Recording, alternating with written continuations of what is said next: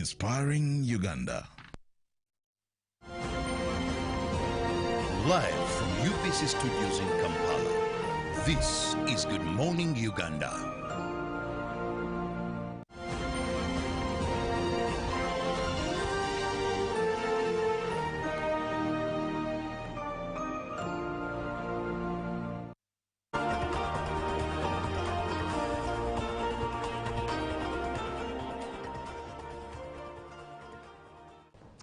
Good morning, Uganda. Thank you so much for watching UBC TV. It's time for the agenda, and welcome back from the business desk as well as JMU Tourism Express. Now, 0709-602592 is the WhatsApp number that you should save and engage by text WhatsApp to be part of this particular conversation that we are about to have. My name is Julie F. Nantaba. Now, last week, the good news broke out of the fact that government lowered the SAGE eligibility age to 65 years from 80 years.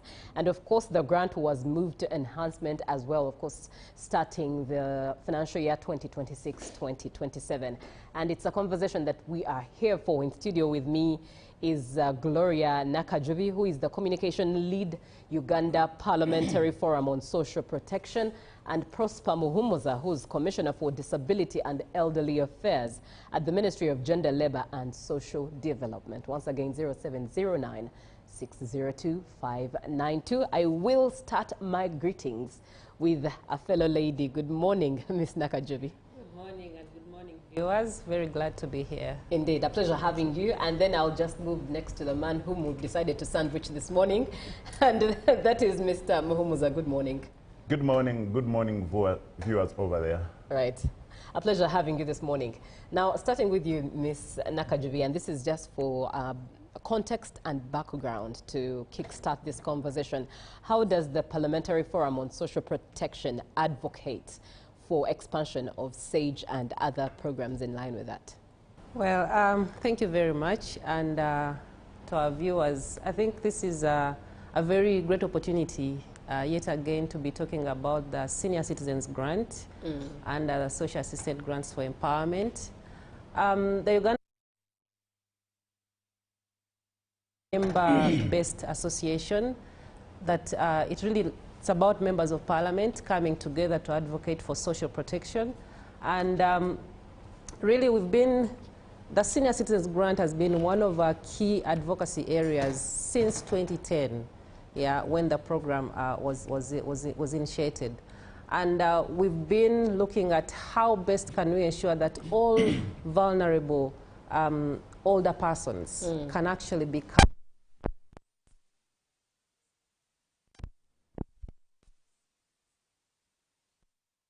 persons. I know Commissioner will talk about this. Older persons, well, we've been at 80 years and above, but I mean, it has always been an issue of contention, where you say, in a country where you have people, okay, that the life expectancy is about 69, 70, or less than 70, let's say, but you have this intervention that is targeting older persons at 80 years. Yeah, it was a bit of an issue there. We used to feel that, okay, this for public policy, really, why would we be targeting in a country where you have a life expectancy that is lower than the age you're targeting for a particular program?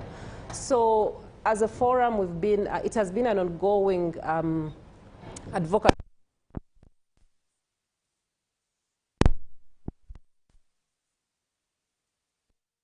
We actually had, government did commit to ensuring that we will have a gradual, a progressive lowering of the age for Senior Citizens Grant.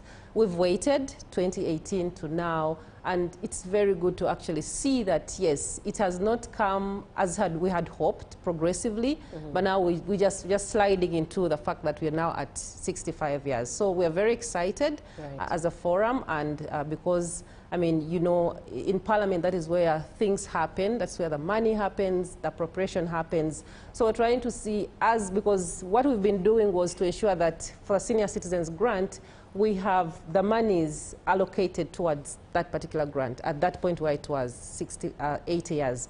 But now we're going to make sure that we look at the budgets, when the budgets come in Parliament, that this money now that is meant to cover the 65 plus is actually appropriated. Right. So that is our role really in Parliament. Right. But also to add, because we do our work through the key roles of legislators.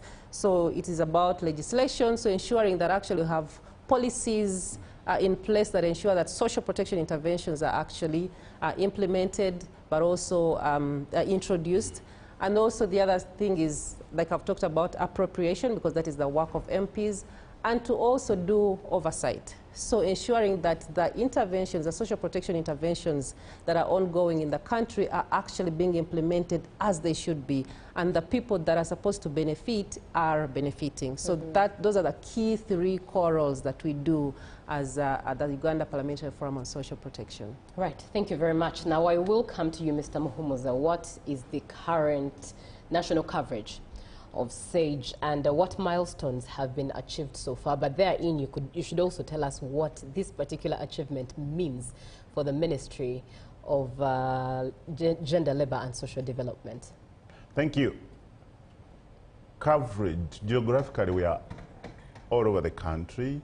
We cover all the 181 local governments. But in terms of numbers, the numbers are about 310,000 older persons. And regarding the news, to us, it's not really a big issue, or it's something that's been coming. We've been trying to work with our partners, trying to do an investment case. We knew that older persons need support, of course. And we knew government having invested close to 3.2 trillion in parish development model, we again needed to create aggregate demand. We needed to stimulate demand, because on one side, you're pushing in a lot of production, 3.2 trillion invested in parish development model. On the other side, you need to stimulate demand. So we think, in terms of government, this is a good decision. It's not necessarily an achievement per se, but it's something that we need to do in terms of our constitutional responsibility, because under our constitution, under the national objectives and principles of state policy number 7, we are obliged to improve the welfare of the older persons. Of course, under MIPA, which is the Madrid International Plan of Action on Aging, we are obliged really to care for the older persons, and many other instruments that calls for this. So we're gonna see what happens in terms of Ministry of Finance mobilizing these resources, because as government, we operate as one. It's true, government has tasked Ministry of Finance to mobilize these resources. As a gender ministry, Gender, Labour and Social Development, in charge of planning, of simulating, of modeling the achievements, the numbers, and what it takes for government to invest in this section of older persons. We've done our part, so we're going to wait for finance to mobilize, and we shall work together as government to ensure that we realize this pronouncement. And if you talk about finance, allow me ask what measures are being aligned or put in place by the ministry to ensure that government prioritizes this particular project, the SAGE project, and of course all other programs under SAGE. Okay. Government, we work as one. We work together. So there's no strategy that Ministry of Gender, Labour and Social Development need to put in place to engage Ministry of Finance. We sit in technical meetings. We know the budget process has started for 2026, 27.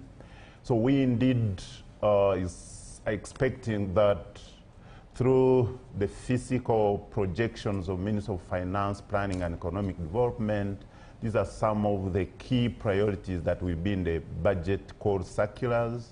We had one, we're gonna have the second one. So we work together as government to check whether the resource envelope is enough to take on all the needs, especially the social development needs, and there are several. SAGE is one of them.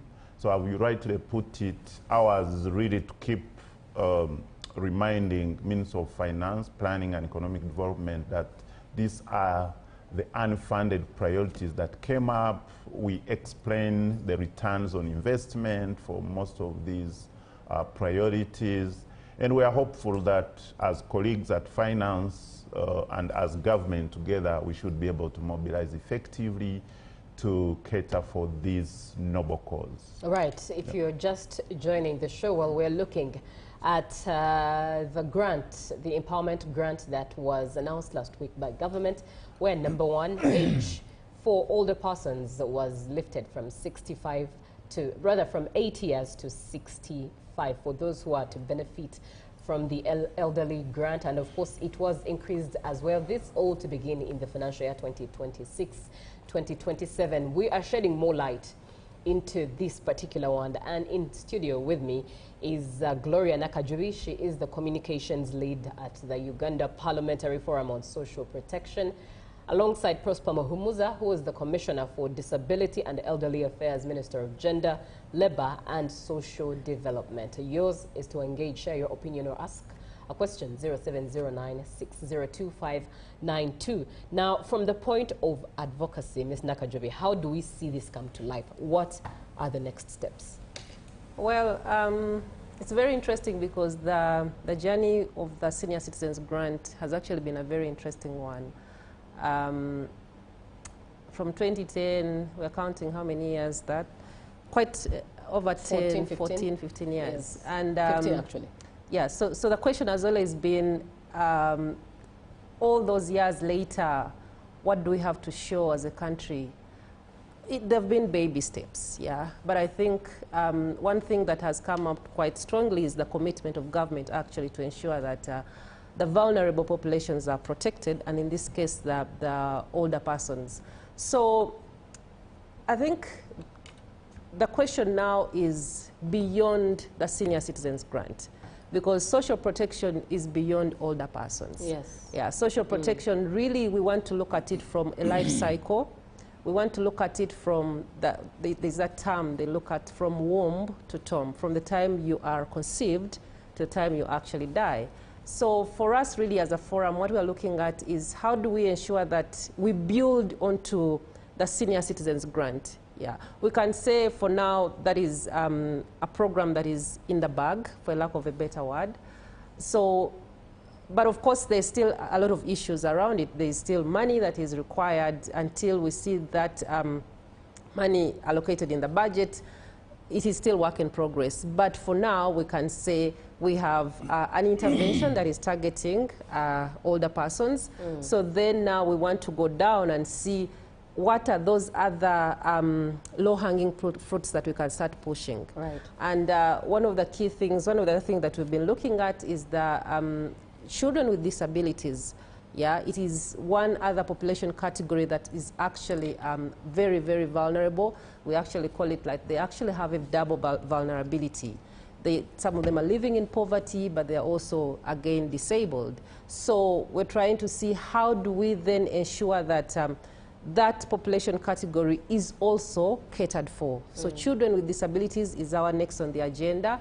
As we push for the financing to actualize the commitment that government has made, we want to also start pushing for other interventions for other population groups. So the child disability benefit, again, Commissioner will put more light on that, because it is an ongoing process currently. We want to see that that is picked up as well. Right. There's been a bit of commitment so far. And for us, really, we want to emphasize that social protection is an investment. So we want to see that actually, as government, how are you investing Yeah, we don't want to say you're spending, or yes, they're expenditures, but these are actually investments. You're investing in your population, you're investing in your people. And we're saying that, okay, if you invest for it, because when we started the conversations around the Senior Citizens Grant, the underlying principle was, okay, this is a stopgap measure, yeah? Because these people have not had an ongoing intervention when they were, for instance, working, but now you've come up with an intervention when they are already old. There's not much they can do at that point. But now we have an opportunity to invest in the young ones. We have an opportunity to create awareness among the working population to ensure that at the end of the day, if right now we are looking at about 300 billion shillings for the Senior Citizens Grant, how do we ensure that with time, this money actually reduces, because you have people that are graduating into old age when they are empowered, they don't need the Senior Citizens Grant. Right. So that's why we're saying, okay, now for the children with disabilities, they are vulnerable. Are you waiting for them then to grow old and then enroll them to the Senior Citizens Grant? No. Can we have interventions that then ensure that people are more resilient, people are empowered when they are young, people are able to contribute to their own social security? So that at the end of the day, we have less money going towards interventions in old age. So those are the conversations we are having. That is the kind of advocacy we are doing, a life cycle approach to social protection. So we don't wait for people when they can no longer contribute for themselves, but then when they are young, and Commissioner did point to the PDM, a very huge opportunity, the parish development model. So how do we look at the parish development model with a social protection lens? Yeah, so if we have a lot of these monies that is being invested in PDM, can we also ensure that actually those young people, for instance, are participating in NSSF, for example? We have the voluntary savings under NSSF, and for that, really, you don't have to be in the formal sector. Even the informal economy is catered for. So can we ensure that there's been a lot of awareness that is being created to ensure that people actually take up these other interventions when they are still active, when they are still young, when they're still working, so that at the end of the day, we don't have a huge burden falling onto government at old age. Indeed, an empowered population. 0709 602 592. Get in touch and share your opinion. Good morning, UBC. I'm so delighted about the program. I want to appreciate the Parliamentary Forum for reviewing the age of older persons. Now, I want to ask the spoken.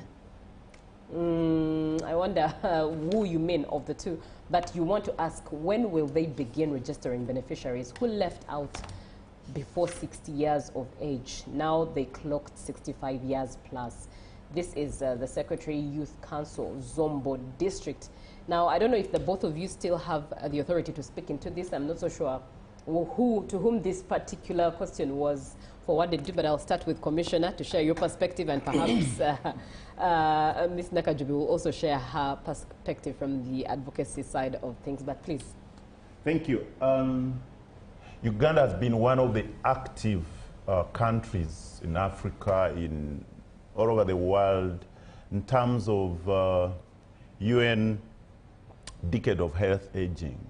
The UN Decade of Health Aging spans from 2021 to 2030, and most of these decisions we see government taking is to take a lead in this global agenda. We've also been very active in the African Union Protocol on the rights of older persons, and specifically we have sections or articles 7 on social protection, and Uganda wants really always to take a lead as a role model country in terms of social protection. We have Article 10 on the African Union Protocol that talks about care and support for older persons. We have Article 12 of the African Union Protocol on the rights of older persons that obliges member states to support older persons, having known that in most of the African states, our older persons are in charge of children and grandchildren. So going back to Zombo, the registration process for those who are below 65, we said government has made a proposal to lower the age, and we're mobilizing resources. And as I put it earlier, Ministry of Finance is working day and night to ensure that we get these resources such that next year we get this rolled down. But in actual sense, the registration process is an issue of NIRA. Our targeting mechanism is that we extract data from the National Identification Registration Authority, which is NIRA. So if you are registered, we automatically already have you in our database. It's a matter of sending down the data sets to the different parish chiefs where you are, and then we get you registered, we get you enrolled, and we get you paid. Our social protection approach is that we don't want you to come to the service provider. It's us to come to you.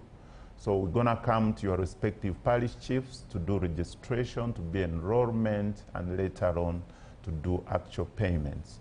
She talked about another stream of work that we are trying to simulate and design, which is children with disabilities. Yes, yes. As a country, our social protection windows of hope have spanned a life cycle model, but we realize that the children are not yet there. Under the parish development model, we have put in 3.29 trillion, but out of these, we don't have children with disabilities. It's even more complex when it comes to children with severe disabilities. The parents outside there watching us with children with spina bifida and hydrocephalus, parents of children with autism, parents of children with cerebral palsy, and many other conditions can bear witness that it's really tough to raise most of these children. Most of these children require a 24-hour care. You turn the person needs support while eating, while toileting, while bathing, while dressing. And we think we have done our investment case, and we realize as government we need to give a hand to such parents, such caregivers, because there is a from such caregivers, from such parents who spend 24 hours looking at the child, yet they would actually be making money and contributing to our economic development. But also, we are creating lifelong disabilities. And lifelong disabilities have a very high cost on the state, and we think when we intervene early, when we get these children when they are still young, do rehabilitation, do a bit of some financial support to the caretakers, then we are able to help the government avoid or reduce on the cost of maintaining someone with disability for a longer period, and also we help government to get production, to get productivity from the caretakers who otherwise spend all their day and night taking care of a child with disability. Right. I don't know if Ms. Nakajubi, you have something to say in regards to what our viewers shared as to when will they begin registering beneficiaries who are left out before 60 years of age, now that they have clocked 65. Of course, Commissioner mentioned that this is the responsibility of NIRA, but I don't know if there's a perspective or a light from the advocacy side of things that could be shed. Well, I think Commissioner has sufficiently responded to the question, but maybe to add, really, as per the pronouncement, they did indicate that it starts in the next financial year, 2026-2027. So, I mean, it's now up to the potential beneficiaries to be ready for enrollment or registration.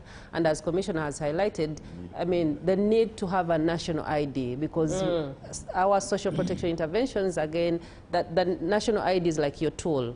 Yeah. So if you do not have a national ID, really, that is going to cause us a bit of challenges, but I mean, it also raises concerns about exclusions. So I think it is now the responsibility of the individuals to actually make sure that they are registered. And I know NIRA has really been doing an aggressive campaign, yes, this mass registration that has been ongoing. So I think it is also to encourage members, really, our population, to make sure that they take advantage of these services, register. I mean, it's always sad to see someone when every time let's say you're doing mobile money and then someone gives you a number and then they say the number is not in their own names. Yes. So usually the question I ask is, why aren't you registered? Yeah, you should make sure that you register. Why am I sending money to a number that is not in your names? Yeah. So, I mean, all those are really, really issues. We have a service that is now available. NIRA has really done an aggressive campaign on registration. And so let's not try national to... IDs, I do apologize for interjecting, but before we leave the issue of national IDs, how can you, someone still comes through and says, how can you help someone whose national ID is showing that age, that the age has reached, but parish chiefs denied that person? Commissioner, wow. your laughter seems to have answers. Please speak into this. Yeah, it's unfortunate that a parish chief could deny someone his right to enjoy the services that the government of Uganda do provide. On what grounds should a parish chief do this? Exactly, I can't click, and possibly what I can do is pick the details of the person so that government will intervene. But I call upon all Ugandans that no one should stop you along the way to enjoy your right, to enjoy your to enjoy the services that this country is providing. So if you are of age, we normally send registers, parish chiefs, but don't be stuck with the parish chief. We have councils for older persons. So each parish has a chairperson council for older person. We have sub-county chairpersons of councils for older persons. So you have alternative appeals mechanism where to go and ensure that your issue is sorted. But to really re-emphasize what Gloria has put across, NIRA, registration for ID, ladies and gentlemen, let's talk to our relatives, friends, village mates, etc. Let's visit our nearest NIRA offices, wherever they are camping, to do outreaches for registration. Service delivery globally is an issue of identification. It helps in planning.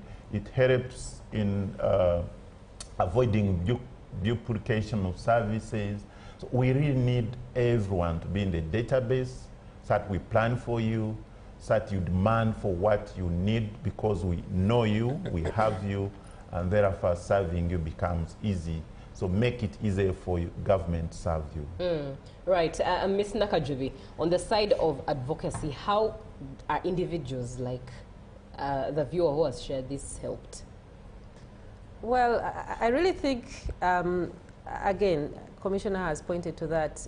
You may not get stuck with the parish chief, but I mean those different structures that have been in place, put in place at the different levels, come in quite handy. So the older person structure, that is very handy.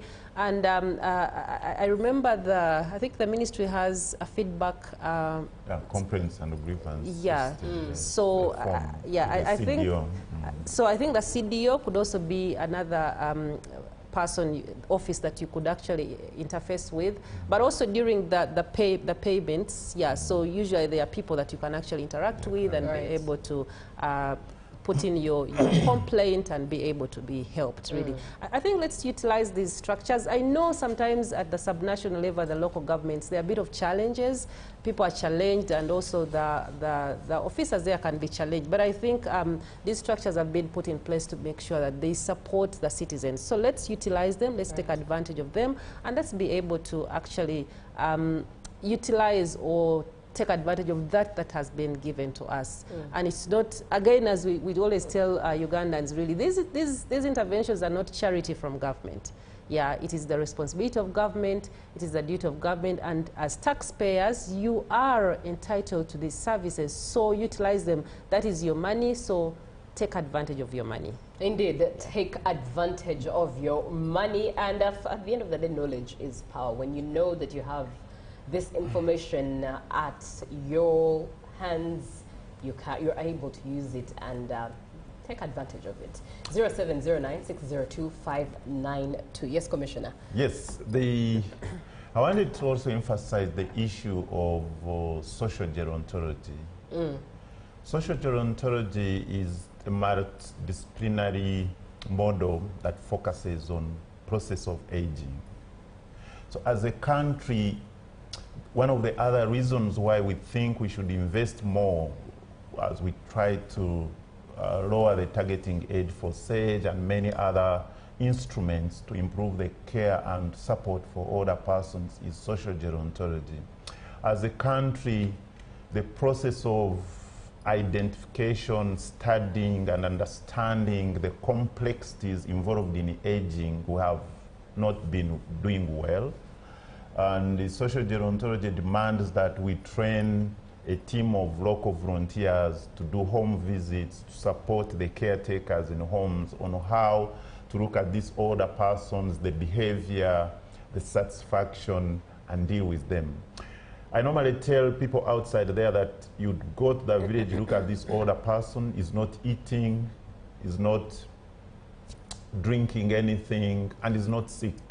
So you spend money, go to the hospital, go here and there asking what exactly is the challenge to this older person. But in actual sense, the challenge that the older person has is that the toilet is a squat toilet.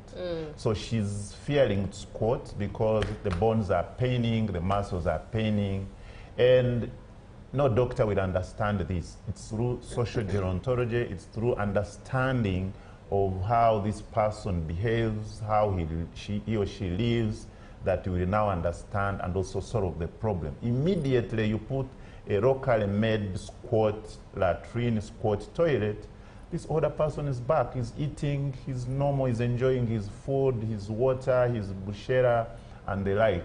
So as a country, we need to invest in systems that can understand the behavior of older persons, how they feel, how they are in the evening, how they are in the morning.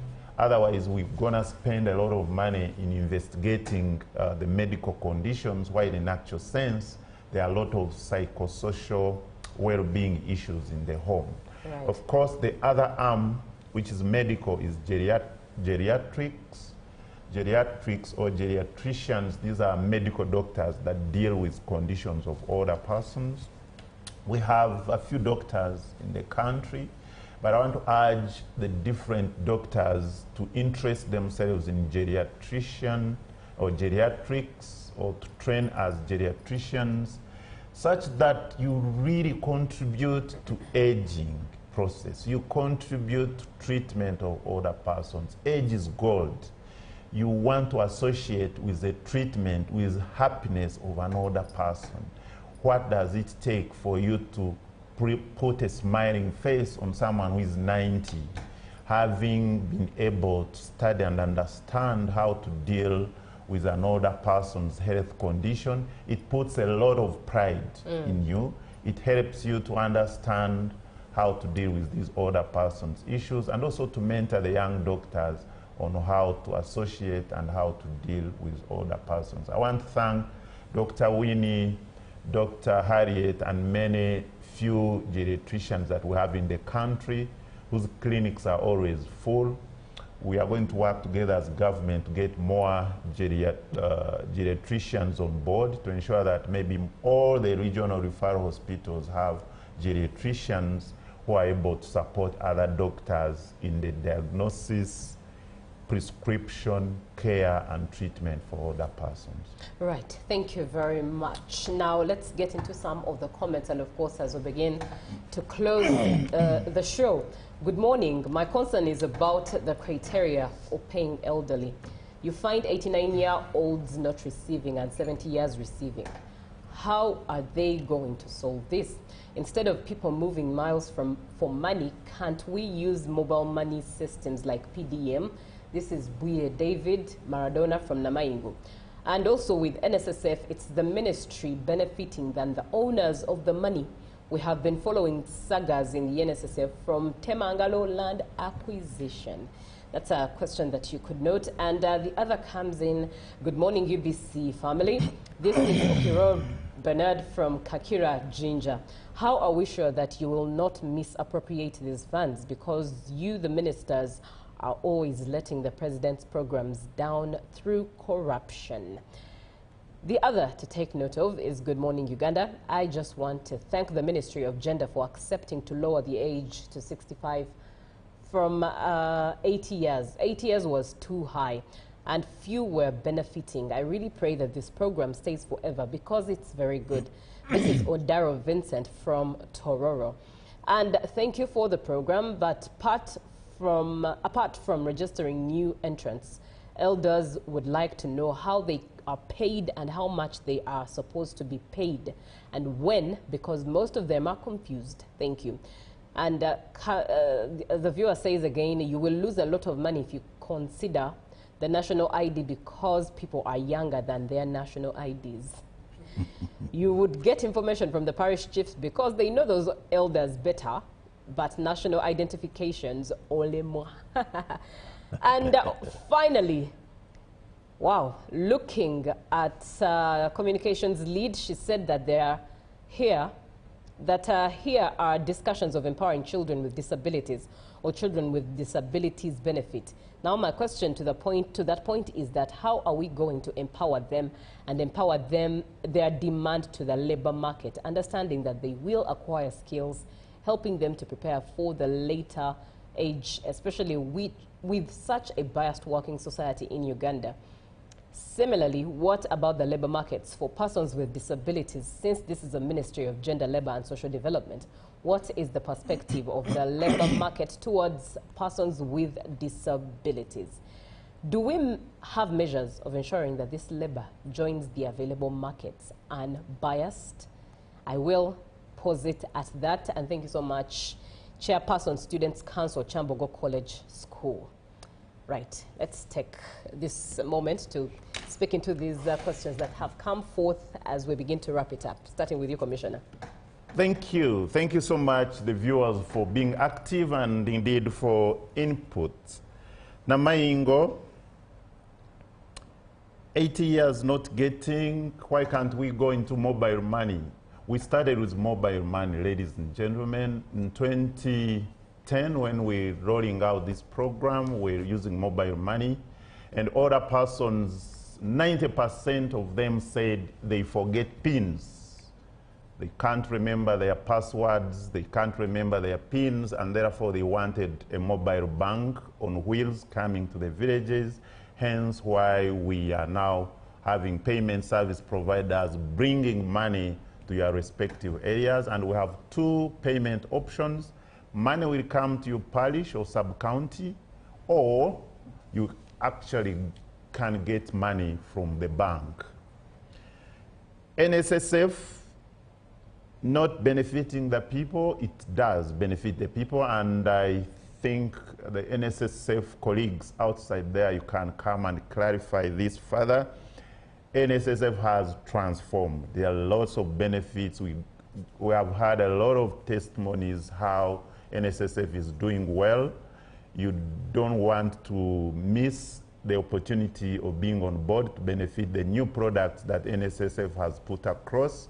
Check their app, check them on website, check them on different social media platforms, and they're very active in answering your questions. Odaro from Tororo, thank you so much for appreciating. Indeed, the Minister of Gender, Labor and Social Development and the entire government has been methodical in delivering most of these services, and excellence is our motto, is our perspective, and is our drive. And we look forward to more feedback on how we are doing well and where we are not doing well. We want to improve. Someone from Chambogo University, labor market and children with disabilities, we bridging the gaps. We have regional vocational rehabilitation centers for young people with disabilities. West Nile, we have a center in Ochoko. Western Uganda, Ruti in Mbarara. Eastern Uganda, in Jinja. Central region, we have Chireka and Reza and many other centers. We are ensuring that we give life skills, we give vocational skills, we give employability skills to our young people with disabilities. We are also working out a policy, a guide called reasonable accommodation guidelines, where the employer will be guided on how to bring on board a person with disability, where Public Service Commission, Education Service Commission, Health Service Commission, Judicial Service Commission, Parliamentary Service Commission will be guided on how to recruit persons with disabilities without any discrimination, and also grounding in affirmative action to ensure that we don't leave the potential skilled persons with disabilities behind. There was an issue of corruption by Bernard in Jinja. Our system, for instance, let me give an example of SAGE.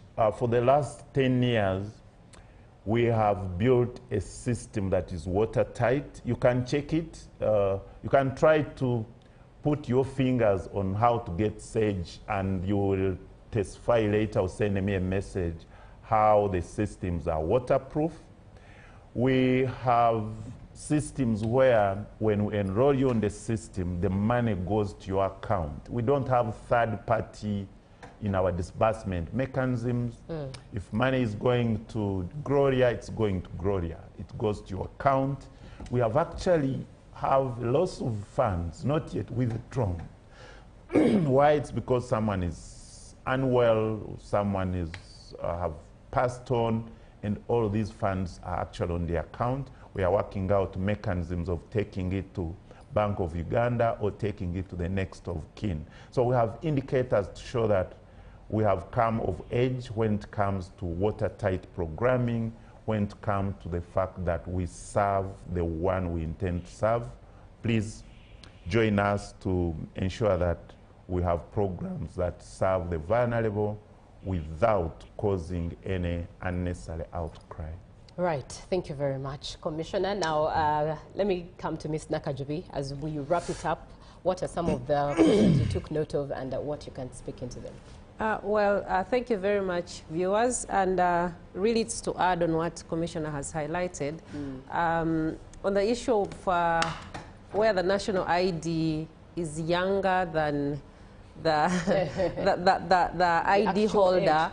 Yeah, so I think really that also speaks to us as a population, because, you know, people used to fear age quite a lot. Yeah, people would, there was well, there were also genuine errors during the registration, the initial registration, national ID registration. There were genuine errors because people could not remember when they were actually born. So there was a lot of estimations. So chances are that whoever was doing your registration could have underestimated your age, and because people were looking at seasons, maybe I was born during this season, you know. So many of them were left out because of that. But also some people just blatantly understated their age. And now they see there's a program in place that targets a particular age. Now there's a complaint that, you know, I was supposed to be this particular age. So I think, because of course there are processes where you can actually have an age change, and that NERA has a very clear guideline on how you can have an age change. But also we did realize that it was a bit complex for older persons, and I know the ministry had previously had a program where they were supporting older persons to, first of all, register for national IDs, but also support them to do some kinds of those, some of those changes, but also ID replacements. So I don't want to speak, maybe Commissioner could talk about this, but I don't know how best then we can support these people, because most of these are, like, they're older persons, like we've said, they're already vulnerable. How then can we support them to be able to, because it comes at a cost, changing your age comes at a cost, but also you need to, there's a statutory declaration. There are all those processes really that are a bit technical that you need to undergo, and that might be a bit challenging for older persons. So I think there then conversations can be made to ensure that these people are actually supported to maybe do an age change, because changing your details on a national ID is not just a simple process. That's true. Yeah, because if it was easy, then, I mean, it really would put our data into jeopardy. But also the other issue about misappropriation, as Commissioner has indicated, the Senior Citizens Grant, I think, has been one of the most efficient programs we've had in this country, because the money comes directly to you. Yeah, if they've said they are going to pay 300,000 people, and the Minister of Finance, or the money that actually comes to that program, is for those people on top of the administrative costs. But you'll know that, okay, these are the people that are actually going to be paid. And the money, as Commissioner has indicated, it is coming directly to you. You'll go to the pay point and receive your money. Yeah. So I think really there hasn't been... on the issue of biases when it comes to persons with disabilities, I think in this age and era, really, we need to appreciate, especially for the employers, that actually... Yeah, it is usually a common term that we use, and sometimes it can cease to mean nothing. But yes, disability is not inability. These people have been skilled, and they have skills. So is it, are you looking for a skill, or you're looking at how this person is physically? No. I think if someone has the skill that you're looking for, they should be able to be employed. Right. But also, again, the Commission has indicated there are a lot of technical institutions across the country where these people are being skilled and they're able to actually employ, other than looking for employment. Right. So I think we are on a good path and on the right track. On the right track. But I think definitely challenges here and there and room for improvement. Right. Thank you very much. That brings us to the end of this conversation. Thank you so much for being on and participating, sharing your questions and opinions at the same time.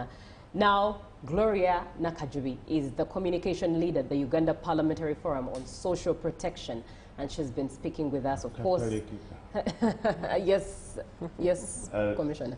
Thank you so much. I want to thank UBC in a special way, but also to say social protection, we have National Special Grant for Persons with Disabilities. If you're a person with disability, you've been getting your grants, please use it well. Those who haven't got, we're going to reach you. Right. We have International Day for Persons with Disabilities, due to take place next week on Wednesday in Mubende, former NTC Mubende. Join us to celebrate the achievements, the gains, the contributions the persons with disabilities have made to this country. You can't miss that. Thank you so much, UBC, for the great work. That is Prosper Muhumuza. He is the Commissioner for Disability and Elderly Affairs at the Ministry of Gender, Labour and Social Development. Good morning, Uganda. We'll catch you tomorrow. Good morning.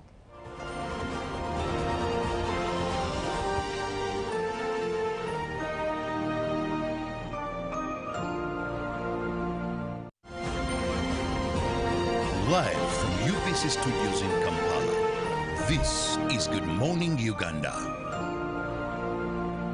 Pick of the day on UBC.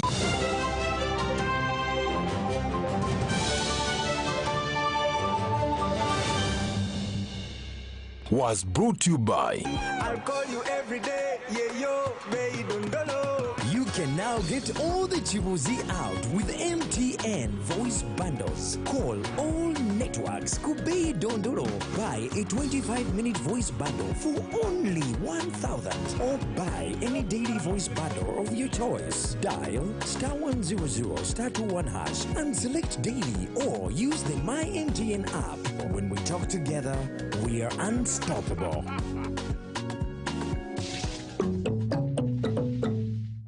Exercise can't be sustained. Eating can't be stopped. It's even harder to lose weight. Come and give it a try. Genshikang L-carnitine chromium capsules. Plant extract, scientific ratio. Take 3 capsules each time. The active ingredient accelerates fat burning,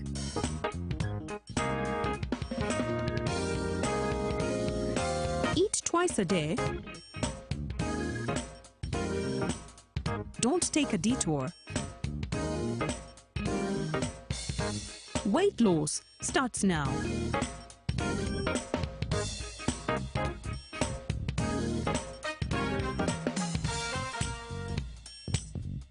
Ginshikang L-carnitine with chromium capsules helps you stay in shape. Please follow medical advice when taking this product. For more information, visit our website www.hgo.com or call 0800 335555. Step into a world of excellence, comfort and pride with Royal Foam Furniture, crafted to perfection right here in Uganda. We bring you state-of-the-art living room furniture and bedding products at affordable prices. Our wide variety of mattresses include orthopedic, pillow top, spring mattresses suitable for institutions like hotels and many others for home comfort. With every piece telling a story of royal excellence, our products are built with the highest quality materials made to last. Experience royalty with Royal Foam Furniture, proudly made in Uganda, so buy Uganda and build Uganda. Visit our showrooms at Ginger Road, Chambogo Junction, Bukota Chisasi Road, and on Victoria Mall, Entebbe, on the first floor. You see, I've been a painter for almost 4 decades, and I have found Global Paints to be very reliable. First, everyone knows we use Global Paint undercoat. Now, for the best results, I continue with Global Paints products. I go for Silk Vinyl when it comes to the interior. Then Global Matte for the ceiling, and when it comes to weatherproof, I go for Global Weather Coat Emulsion. With that one, the house will never peel. Now, there you have a sparkling, magical-looking house. And then the client is very happy. He recommends me to another person who recommends me to another person who recommended me to come and do the advert. Global Paint, a reliable product. Exercise can't be sustained. Eating can't be stopped. It's even harder to lose weight. Come and give it a try. Ginshikang L-carnitine chromium capsules, plant extract, scientific ratio, take 3 capsules each time. The active ingredient accelerates fat burning,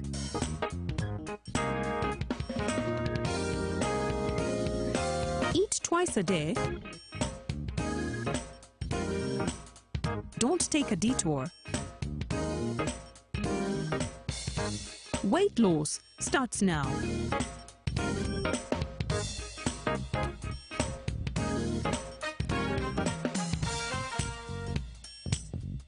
Ginshikang L-carnitine with chromium capsules helps you stay in shape. Please follow medical advice when taking this product. For more information, visit our website www.hgo.com